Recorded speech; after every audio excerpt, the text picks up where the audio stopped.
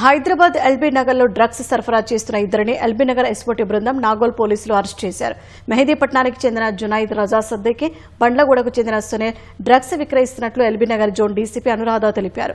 హిమాచల్ ప్రదేశ్కు చెందిన ఎండీ అన్సార్ రాజు నుంచి డ్రగ్స్ కొనుగోలు చేస్తున్నారని వివరించారు.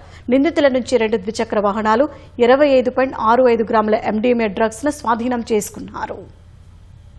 ఎల్బీ నగర్ జోన్ లిమిట్స్ లో నాగోల్ పిఎస్ లో ఒక ఎన్డీపీఎస్ కేసు రిజిస్టర్ చేయడం జరిగింది.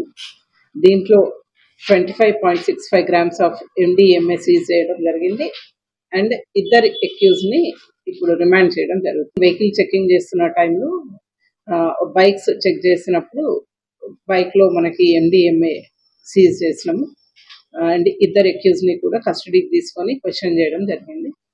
అయితే వీళ్ళు మెయిన్ గా మన బండ్లగూడ సన్ సిటీ చెందిన వాళ్ళు. ఇంతకుముందు అక్కడ ఒక రెస్టారెంట్ నడిపేవాళ్ళు. వీళ్ళిద్దరు ఫ్రెండ్స్. వీళ్ళకి మొహమ్మద్ అన్సారీ అనే అతను హిమాచల్ ప్రదేశ్ నుంచి ఎండిఎంఏ తెచ్చి వీళ్ళకి ప్రొవైడ్ చేస్తే వీళ్ళు ఇక్కడ డ్రగ్ పెడ్లింగ్ చేస్తున్నట్టుగా ఇన్ఫర్మేషన్ వచ్చింది.